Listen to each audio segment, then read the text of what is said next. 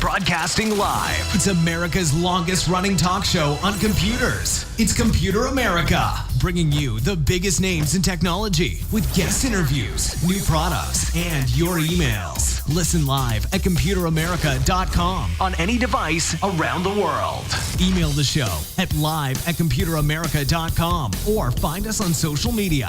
Be sure to check out our website for contests, giveaways, show notes, live video stream, podcasts, and more. You're listening to Computer America.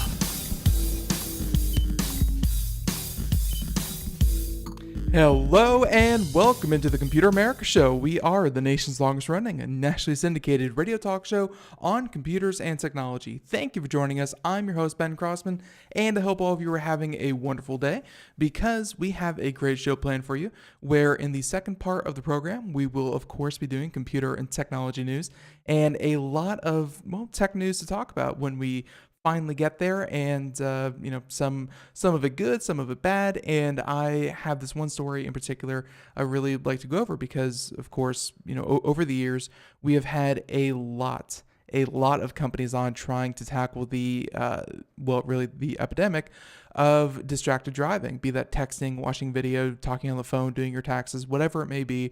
We, of course, have been trying to bring attention to that issue. Being a radio show, we enjoy people driving safely. And we have a kind of a follow-up to that, which really, it's kind of like a nationwide report card to see how everyone's doing, see if we're actually making a difference. And yeah, you definitely want to stay tuned for that.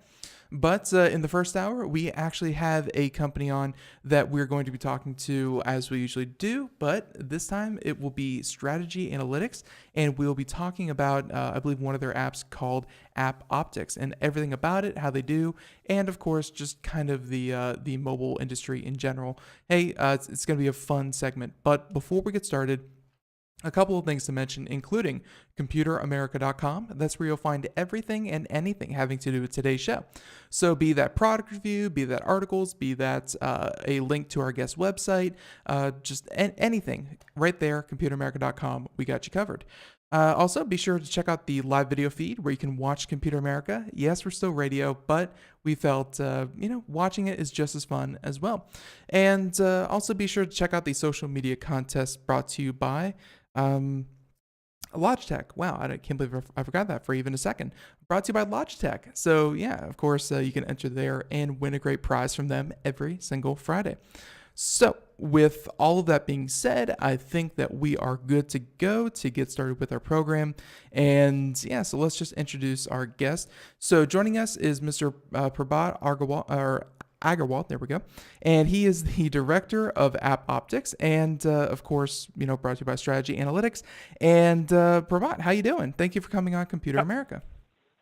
Thank you for having me. Appreciate it. Like to be on. Love to be on. I look forward to talking to you about this. Yeah, this is going to be a lot of fun. So I think before we get too far into this, because I believe, Strategy Analytics, the company over all this is more business to business and that kind of thing. Maybe a lot of our listeners haven't heard directly of you guys, but give us an overview of Strategy Analytics and App Optics and give us a bit of your background. How did you find yourself working with them?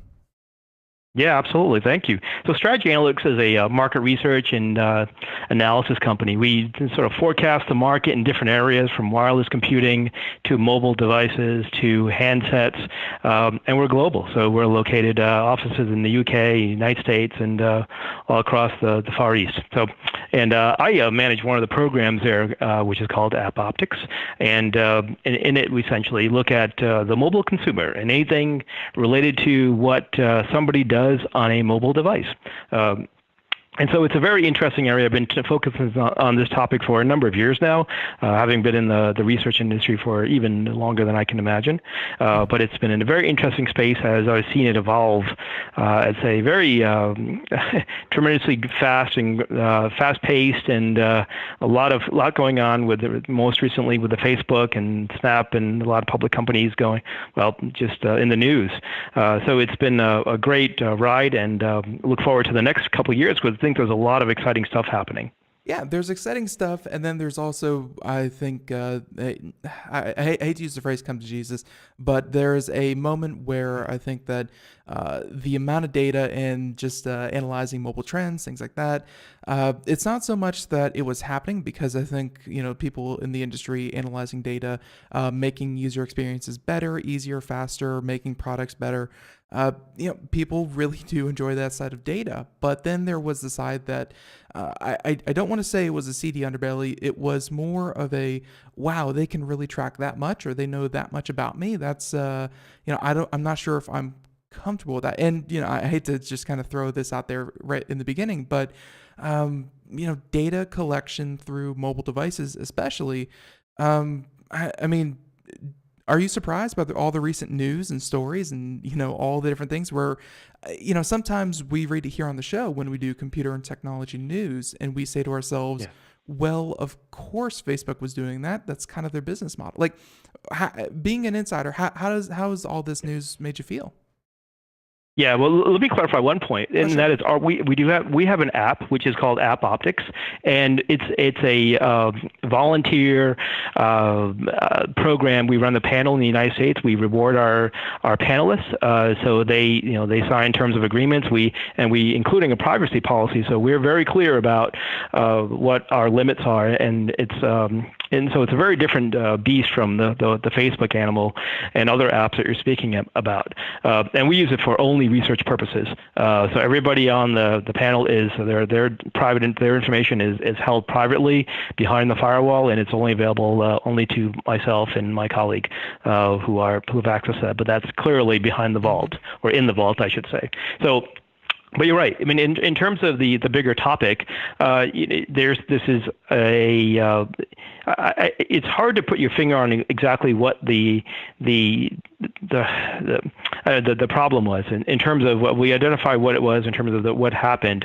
But in terms of the consumer response, which is how we measured it and how what people who are using Facebook and are similar apps responded to it, it's unfortunate because what we saw was really really? Okay. Right. That's nice. I'm not surprised by that, but hey, I love Facebook and I'm going to keep using it. So that's really, for better or for worse, that is a response. And we see in terms of the data that comes off our panelists when they are looking at Facebook.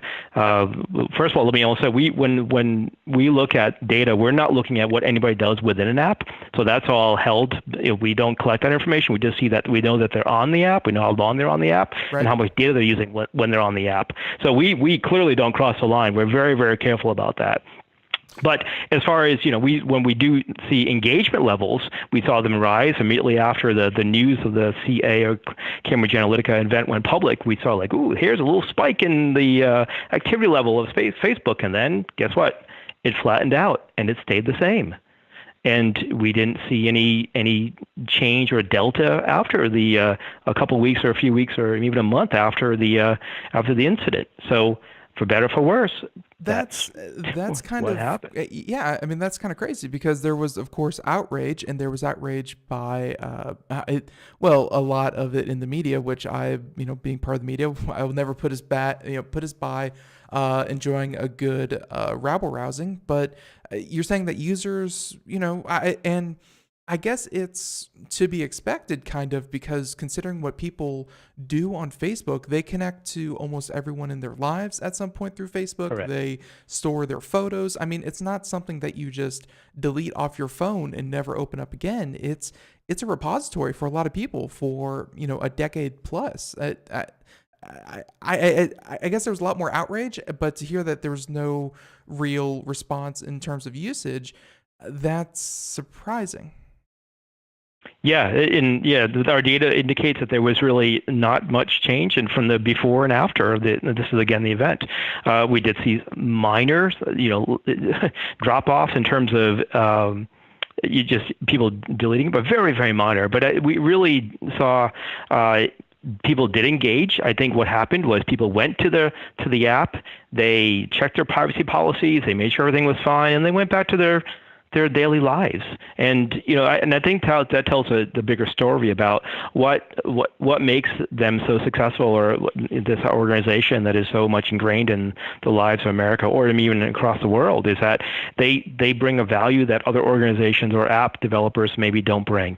And they have few competitors who do a lot of what they do, and their penetration rate is so high. Right.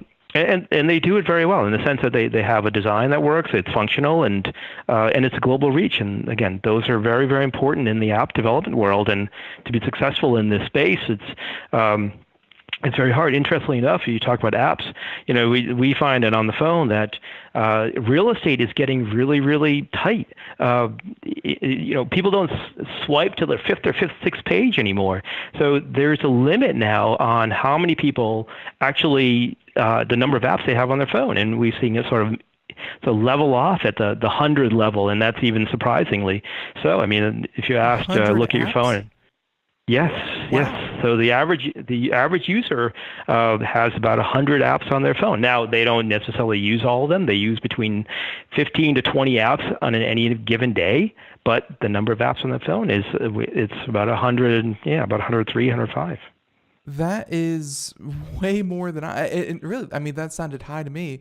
I know that, just personally, I have like 2 pages at most of apps. So I guess I need to go explore the App Store. That's, I mean, that's really impressive. And, before we get too far, let's talk a bit more about App Optics.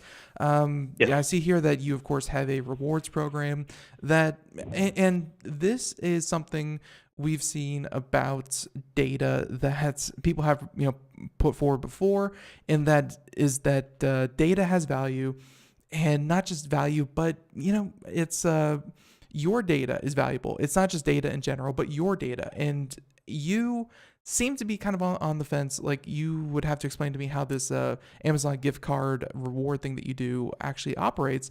But you're here doing gift cards, and Facebook is saying, well, of course, give us your data. It's like, we're not going to pay you. In fact, we're going to sell it to everyone in the world, but your data is but you give it to us for free. So congratulations. Like, obviously, because you're a data analytics firm, you find a lot of value in that, and you compensate through some minor way. Is it because that you don't offer strictly a social media service? Is this your way of kind of enticing people onto the platform? I guess why do you have this reward system? Yeah, your second one is your answer is right. It's because we this is a panel. This is a research panel that we incent people to get on the panel, and we maintain the app or the Amazon gift card, so as a way to keep them incented to provide their data. Again, this is all for strictly market research purposes. Right. Okay. And so I mean, so you download App Optics and you have it running in the background. Just some technical questions. Any noticeable effect on battery life? Great question. Yeah, so I had to tell you, we went through probably 20 different revisions of the application before we launched it, and just so for that primary reason is that we minimized battery impact and use of the app. So yes, it's been tested numerous times to make sure each version of every app is tested to make sure there is almost or negligible impact on the battery life. Let's see. The entire thing with Cambridge Analytica that Facebook got in trouble with was the fact that back in 2014, they have since, we're like 4 years removed from when they fixed this, but essentially they were allowing companies or, such as Cambridge Analytica to collect data that were not strictly necessary to provide the service that they were. For them, I think it was like a personality test or something like that.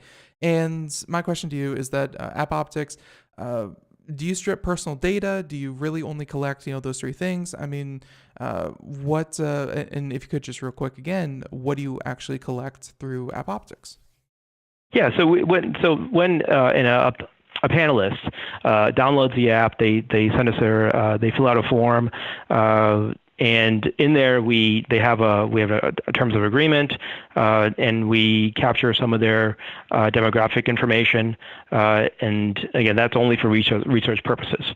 And then once we approve them and they are on board, we collect information about the device, the apps they use, when they use them, what data plans they're on, how much data they're using. So anything that you can think of that comes off an app, we capture, as well as battery information, and that all is consolidated. We provide the analysis at the macro level. We don't provide any individual level analysis.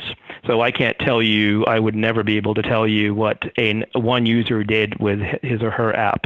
That would be against our rules, internal rules.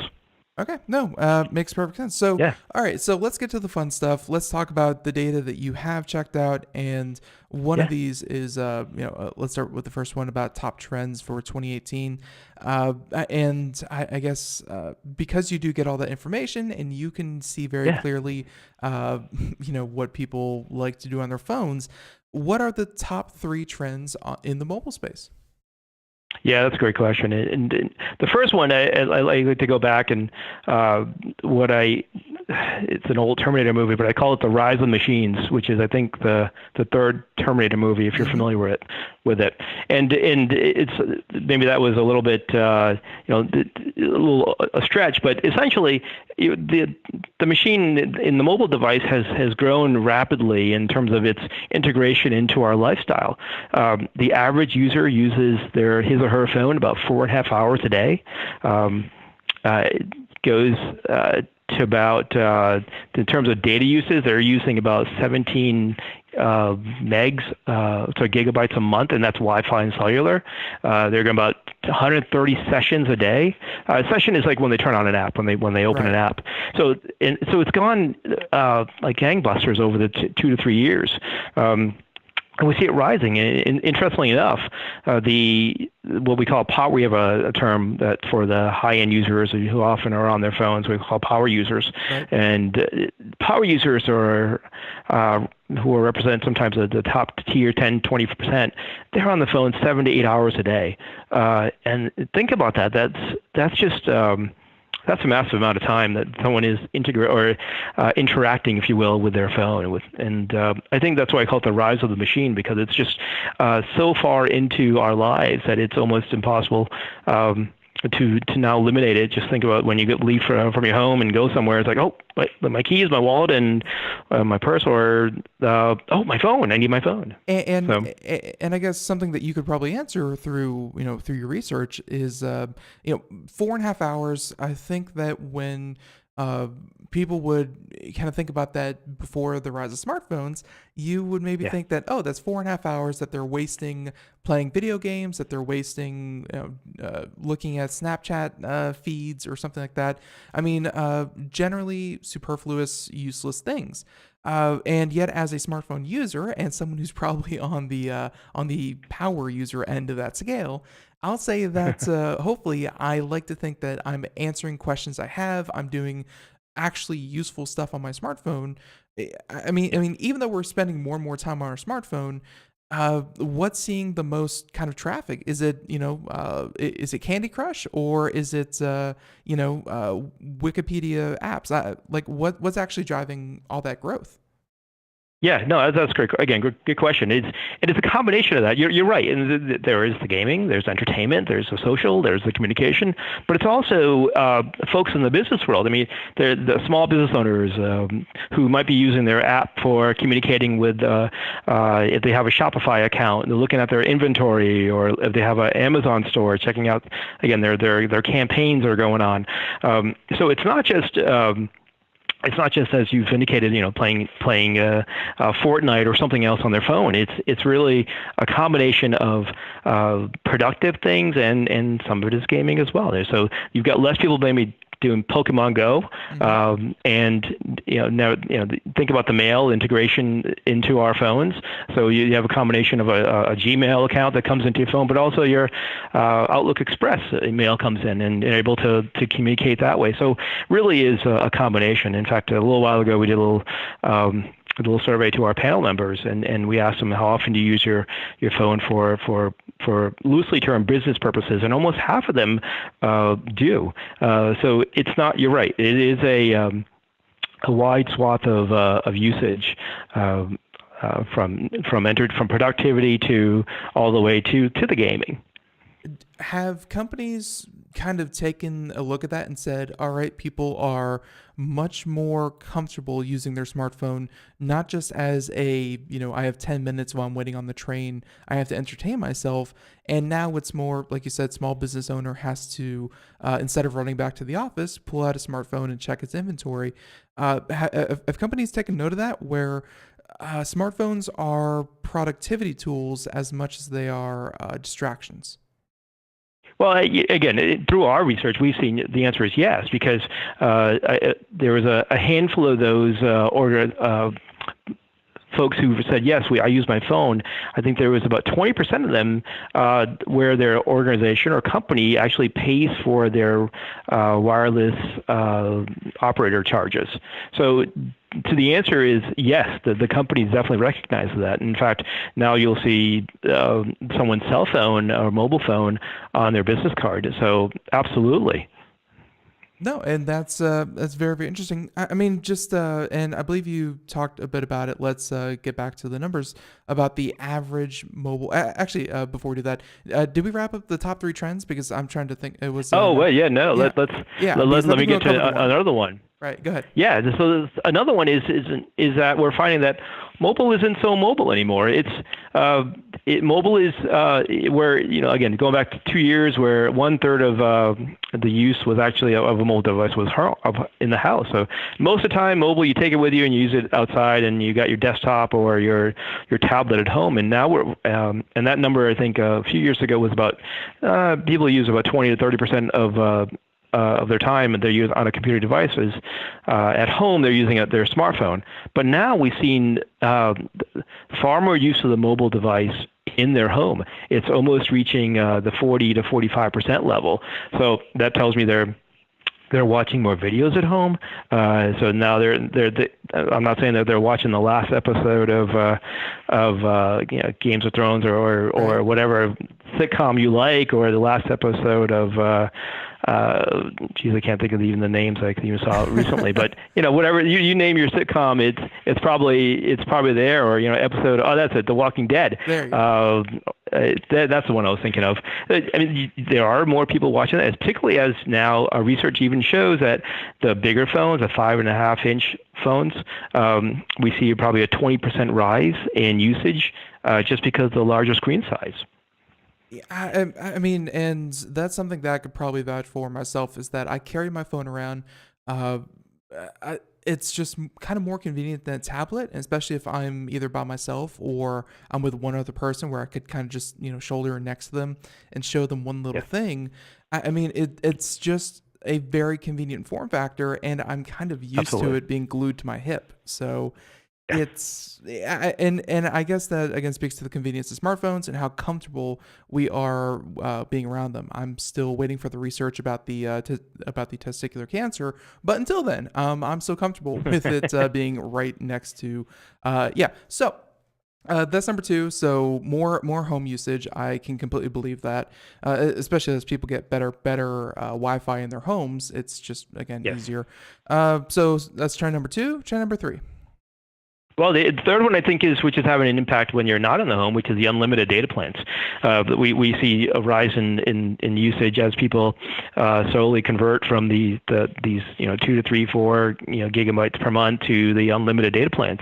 In fact, I probably am a testament to that, where recently I converted and became an unlimited plan holder, and now I really care less about which plan, where I am, what plan I'm using, whether I'm on Wi-Fi or in cellular. I just use whatever I use, independent of where I am, versus or what I maybe probably a few months ago I'd be like, okay, I'm home. Let me make sure I'm on Wi-Fi because I don't want to hit my limit.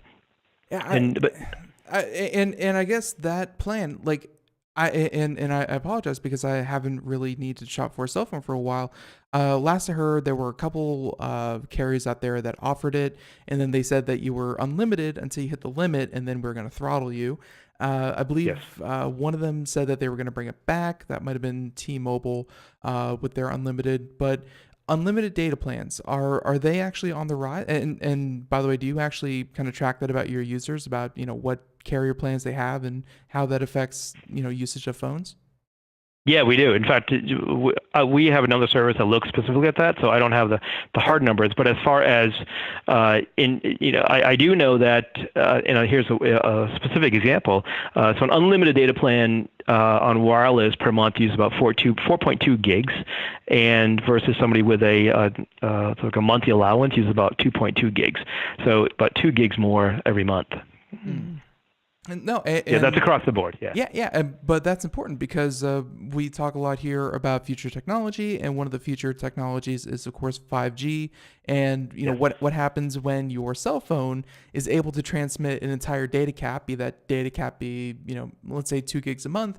What happens when you can go through that in about 24 seconds? It's those are obviously going to rise. And what happens when your cell phone 5G connection is better than your wired home connection? We're going to see probably more data usage through those phones as well. So, and I'm sure that's one of the technologies that you're looking forward to analyzing in the coming years as well. So. Yeah, absolutely. 5G is going to be, but you probably have many experts on that field who come to the show. But absolutely, that's going to have an impact. But I think it's safe to say that until the use cases are out and people actually see how it's going to impact them, I'm always a little bit skeptical from the user perspective of saying, okay, I think the users typically say, let's see this for real and how it's going to change my life, or let me see the application and the use cases. And they don't necessarily think about those things directly, but it certainly. Do I think it's going to raise the ocean level? 5G, yes, but I don't think necessarily whether the shores today are going to be gone tomorrow. I don't know yet. It's really, if 5G, if the speeds pan out to what they say they will, what happens when your 5G or your cell phone can become your new router or hotspot, and you can connect your laptop, tablet, or your computer wirelessly through your cell phone? And if you do have an unlimited data plan, you don't have to worry about it, and that's just another cord that you can cut if you're not heavily reliant on a steady internet connection. What happens to companies at that point? It'll be different. It's just, you're right, we have to see what the technology actually ends up being. So there's that. Let's talk about demographics, and we're going to get into this, and Prabhat, I'll be honest with you, we're like halfway through the show, are about to be half an hour. Would you mind staying over and continue talking with us? Absolutely. All right, perfect. So let's get started, and I'll interrupt you in a couple minutes here, but let's talk about demographics, because cell phones, sometimes you hear news stories about, teenagers are going to the hospital for tennis elbow because they text too much. And we think that, texting and constant cell phone addiction is something that's only affecting younger and younger people. Talk about demographics and talk about, who's actually using their phones more and more. Yeah, no, absolutely. In fact, it's interestingly enough, obviously the teens and the less than 25-year-olds are using the phone, and so more and more and increasingly. But there's the group, the next layer of the 25 to the 36-year-olds are pretty heavy users as well too. Different applications, but certainly in terms of time, but less data intensive. But absolutely, those groups are you see a lot of usage, slightly different. In fact, in the let's go back to a topic that we talked about earlier, which is the Facebook. We looked at the age groups that and how they responded after the event. In fact, it was interesting to see that the older age groups of the 35 to the 45s tended to stay on to maybe learn more about it. So there's a sort of a higher level of curiosity maybe, and to understand a little bit what's going on. Now, I'm not saying that the younger crowd isn't. They certainly are very keen and aware of what's going on, but I think it's a value issue at that point. Right. Yeah, and that seemed. And by the way, we're about to head into break here in about 30 seconds. But when we come back, I actually want to talk to you about once you get all this data and you're kind of drawing these conclusions, I kind of want to talk about your ability to do that. Where is it more psychology? Is it anything else that goes into it? We'll talk about how you actually take data and make these conclusions when we come back. So everyone, We're talking to App Optics, and we're talking to Strategy Analytics. Everyone, Computer America will be right back right after this. Stay tuned. Greece is cheap. But the airfare costs a fortune. Paris? Not much closer, and again, airfare... What about Puerto Vallarta? Let's face it, flying anywhere is just too expensive. Wait, what's this? Low-cost airlines. With one call to low-cost airlines, you'll drastically slash your travel costs. We're talking insanely low airline prices to any of your favorite destinations. Where would you like to go? London, Rome, Costa Rica, Australia? Wow, that's cheap. So why wait? Call now to learn how crazy cheap it is to fly anywhere in the U.S. or international. Our prices are so low, we can't publish them. The only way to get them is to call to instantly hear the most amazing best deals on airline travel. It's that easy. So call now and start packing. 800-215-4461. 800-215-4461. 800-215-4461. That's 800-215-4461. We are all Brother Wolf. 10 years ago, a group of locals banded together to create positive change.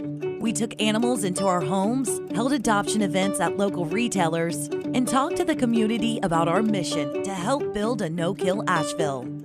A decade later, we have achieved so many victories for animals in need. There's been so much progress, yet there's still so much to do. As part of our year-long celebration, we encourage you to become a member of our special Compassionate Circle program. With a monthly donation of $10 or more, you will have behind-the-scenes access to the work we are doing at Brother Wolf. Our goal is to reach 1,000 members because we receive no government funding. Working together, we can help build and sustain no-kill communities. Learn more at compassionatecircle.bwar.org. We are a 501c3 tax-deductible organization.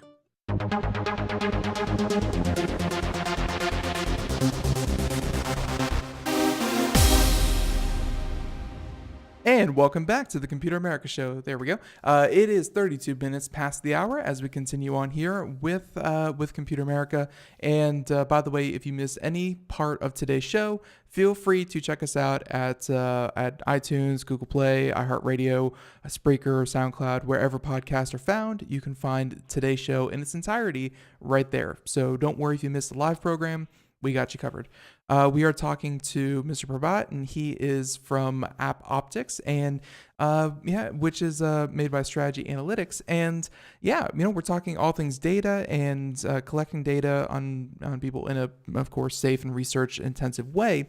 But it's been very interesting talking with him to, really, because I think that every app out there, every company that has a horse in this race, they, of course, want to look bigger, faster, better, more user-driven than anyone else. But to actually talk to someone who's strictly in it for the data, it's been very enlightening. So Prabhat, thank you for continuing on with us. And right before the break, you were talking about maybe how ages 35 to 45 were more intrigued and they needed to dig a little bit further, so they kept the apps open a little bit longer. I mean, it seems like a very intuitive. Like I can see how you kind of reach that conclusion, but how much of data analysis and what you do, because we hear a lot about AI and we hear about this, that, or the other. How much of it is just plain old human psychology and thinking, well, they were probably thinking ... That's a great question, and our angle is really what are users doing with their app, and how is that coming across, and what data do we see from the research perspective that indicates any trends, and so it's just I thought it was fascinating that particularly again that older 36 to 45 age group were more attentive to this matter, and again, we don't necessarily get to the psychology, unfortunately, behind the why they do it, but we do see them doing it because we see it in the clicks, we see it in the engagement rates, we see it in in if you will the implementation of their actions, and so that's how it comes across to us, and so we see the trend lines of one group or another, and we're able to draw conclusions on that and said, hey, this is something that we're saying from either at the various ethnic groups or in this case age groups or even genders. So Right. that's how we do the analysis. Sorry if I'm not answering the question directly. No, you answered it perfectly, and because drawing conclusions from those, I guess that pulling as much data as you can, and then inferring those, I guess you could leave that to a lot of different fields. But the fact that you just collect it yourself, that's a key part as well. But and I'm just curious about the demographics and usage. Is there any point at which a smartphone user, maybe they hit magical retirement age, they hit 65 or 67, and they go, all right, smartphone is no longer part of my life, and they just kind of throw away a smartphone? Or over the years has smartphone usage and mobile usage increased across every field or Yes. every demographic? The answer to that is yes, it has, at various at different growth rates, but across the board. In this case, the ocean has risen, and the mobile ocean has risen across the board. Right. I'm speaking to you about we have a panel in the United States. We're actually shameless plug, but we're actually launching a panel in India in the next couple months, where we will be collecting similar data about usage patterns of mobile consumers in India, and I think, and I'm very, very keen to understanding the various differences between, one society, if you will, and another one, and how they differ. And one is mobile has been very strong here for many years. In India, it's still, many of the population don't have cell phones. So how does that evolve in time in a very fast-moving economy and growing economy like India? Yeah, I guess when you have 1 billion people coming into the market and soon to Right. Have that many people, not just on, and I think that's something that we don't stress enough here on the show, is that it's not like there's an Indian or there's like a India internet. Like, it's kind of everyone's internet. It's the world's internet, and there's going to be 1 billion users from India. There's going to be 1 billion users in Africa over the coming years. There's going to be that many more minds just kind of on the internet, either putting out content or consuming content. Your research is going to, I mean, really, if you think you have enough data points now, wait 10 years. It's what you guys are doing over at App Optics is really going to be very, very enlightening. So let's talk a bit more about how people are using phones. And one big part. Yes. Is that a while ago it was these quick games that people could play on their smartphones. We Pokemon Go, we saw Candy Crush, we saw a lot of like Bejeweled kind of apps, quick games. But lately, because of probably the rise of unlimited data and Wi-Fi, things like that, Hulu and Netflix seem to think that a lot of their business is being, or a lot of their video is being consumed on mobile devices. Are you finding that as well, or is that something people reserve for getting home to their TV or computer? No, we actually see a rise in that just topic on data use by Hulu. Twitch is a big one amongst various groups.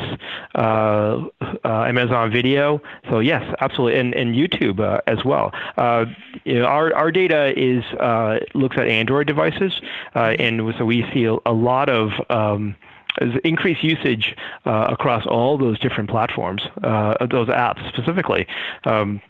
Yeah, I mean, I think the number was about 17 hours a month in the specific app, and I think it was one of the video apps. I'll have to get the data on it, but yeah, it was very high.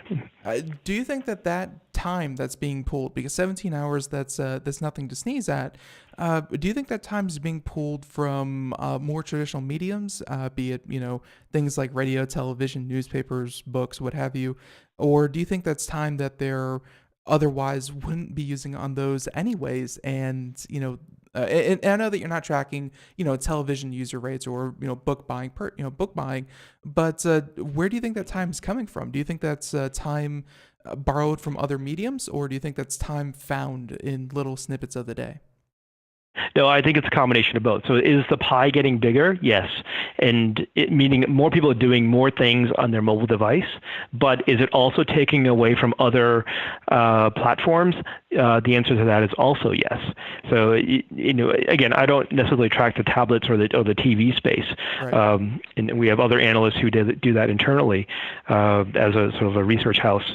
But I know that we see it in terms of, again, the pie is growing from both sides. And if I look at my own usage, personal usage, and then again, I'm one data point, I've cut back significantly on my TV and sort of converted some of that to the phone. And I don't have a tablet, but I certainly have switched over, depending on what it is as well too. So it's a variable, but overall it is growing. Yeah, and personally, let me add a second data point where I have found myself, like, whenever I get a new craze, I don't think I ever fell into the YouTube kind of craze, but I have fallen deeply into the Twitch craze, and it's definitely replaced television for me in my life, where it's time that it would be used as idle background noise. Yes. That has now become Twitch, and it really just showed to me the power of even though it may not have the production quality or the effort or the thought put into it as CBS, but it fills enough that it's and I can take it with me, that hey, it's going to fill that spot. So so I can definitely see that. So speaking of more recent news, we haven't talked about Snapchat yet. Snapchat, they're doing a lot of things within the app that are causing some ire. They are doing some things hardware wise that I think it was like the Snapchat glasses, or whatever they call them, where essentially they're trying things and they're changing things to try to get profits up and get engagement up and get essentially turn a better profit. And you say here that they kind of fell short of their expectations. What about Snapchat? Because they were, a huge favorite among, certain parts of the population, but they just, like, even they can't succeed, I guess, to the point where analysts thought they should be. Why is that? Yeah. Yeah, no, that's a great question, because we in fact we looked at Snapchat just prior to their latest quarterly release earnings, and to see what engagement was on the app. And in fact, we saw a month-over-month decline going back 6 months.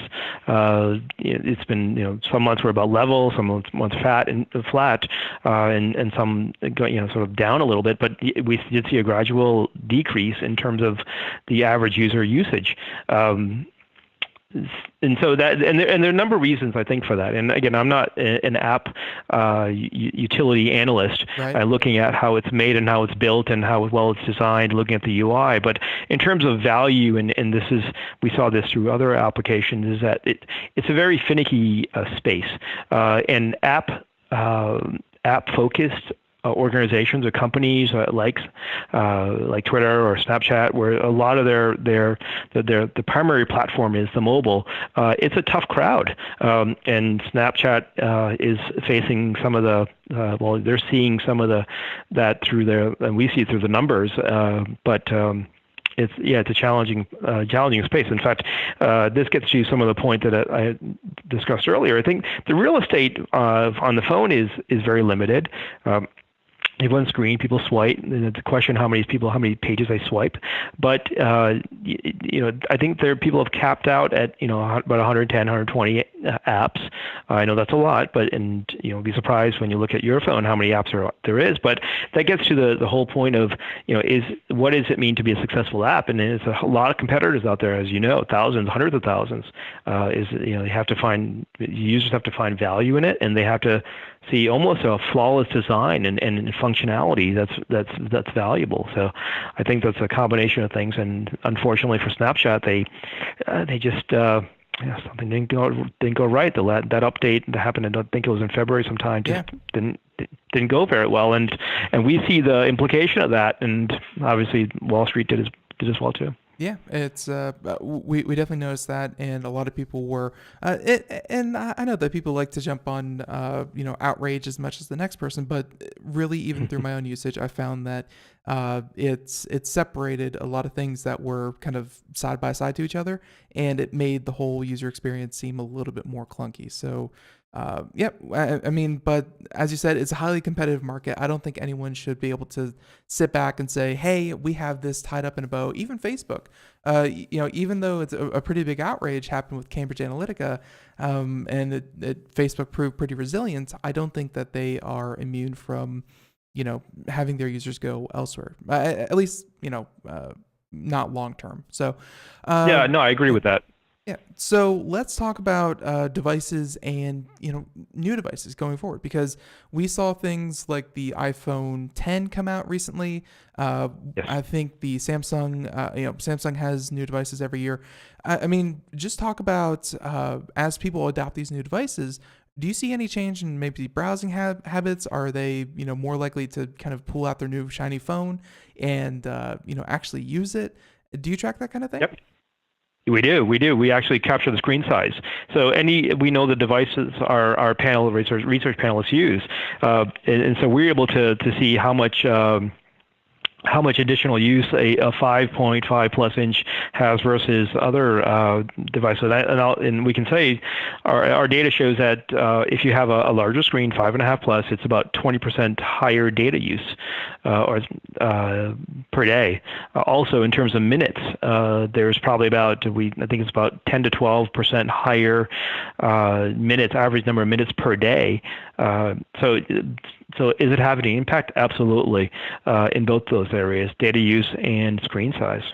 Do you think that's because apps are maybe displaying more data, so they send more data, or do you think it's because power users would kind of tend to, just kind of value screen real estate more and would want to go to a bigger screen? Like, is it because you can see more, or is it because people who want to see more go to the bigger screens? I think it's both. They want to see more. I'll tell you also that it has taken time to get used to the bigger screen sizes. Yeah. But once they have become accustomed to their sizes and able to put them in various places where they're comfortable, and whether it's a car or the pocketbook or carry around a larger screen size, that did take some time. But now that they're there, we do see that difference in terms of the usage. But and I also think that the developers have become better equipped and are able to handle and designing better to the larger screen sizes. So they know how to maximize that real estate. So it's a combination of users getting used to the sizes, becoming accustomed to them in their daily habits, but then also the developers like, hey, there's more room for us to show more stuff and better stuff, and the resolution is better. Hey, this is better than my car TV. I don't need any more. My kids can just watch the phones. But that's a different discussion. Right. So let's talk about, and speaking of developers and app makers, we have a lot of those on the program here with us, and luckily for them, a lot of them are in very niche fields where providing a good app is as simple as making the customer experience kind of a very efficient one.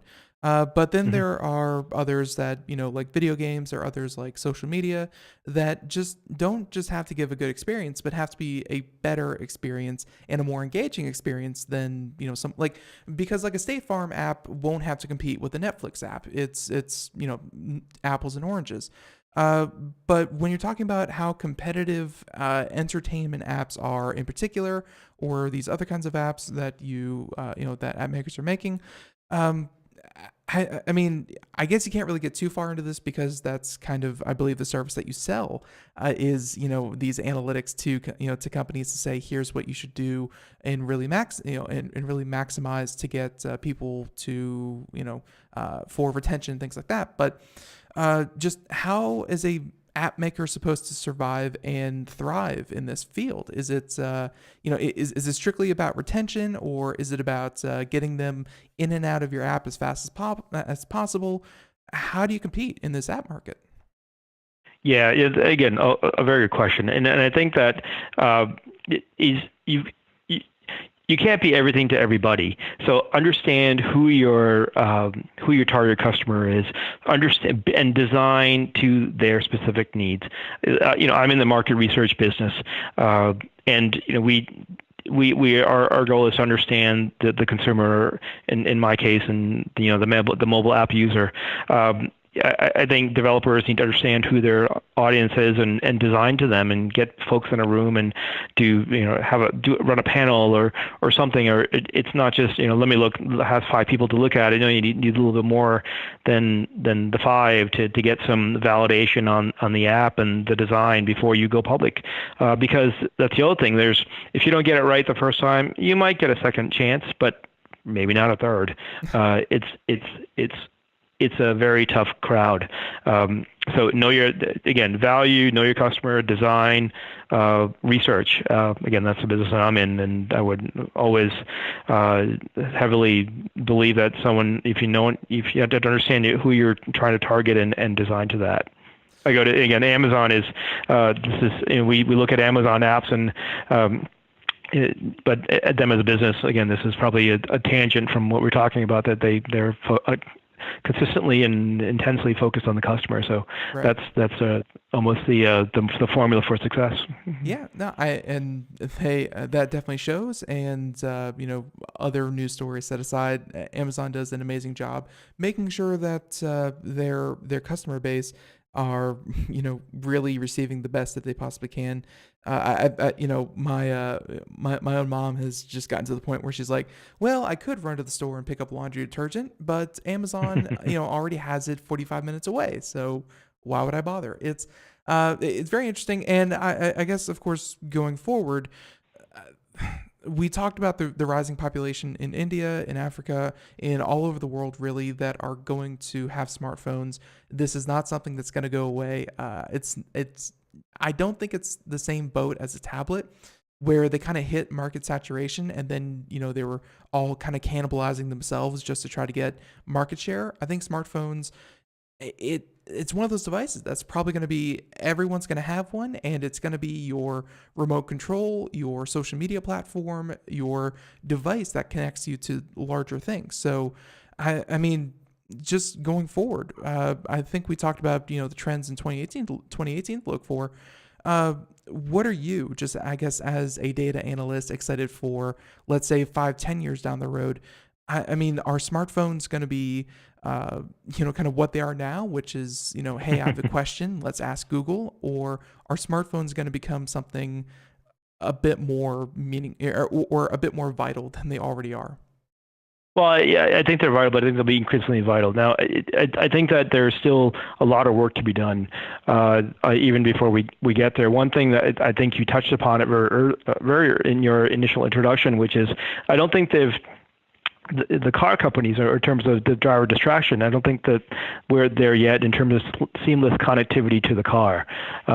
I wish I had stock in the car cell phone holders, the folks, the companies who made those things, because they're in abundance.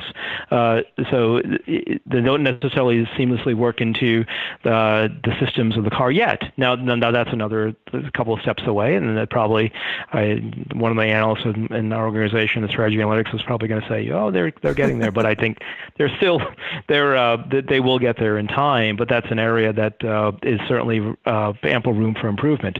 Now, if you're talking about 5 to 10 years, are we at the hologram phase where you have your phone, you put it down, and this little hologram of your spouse or your girlfriend or boyfriend or relative across the world comes up?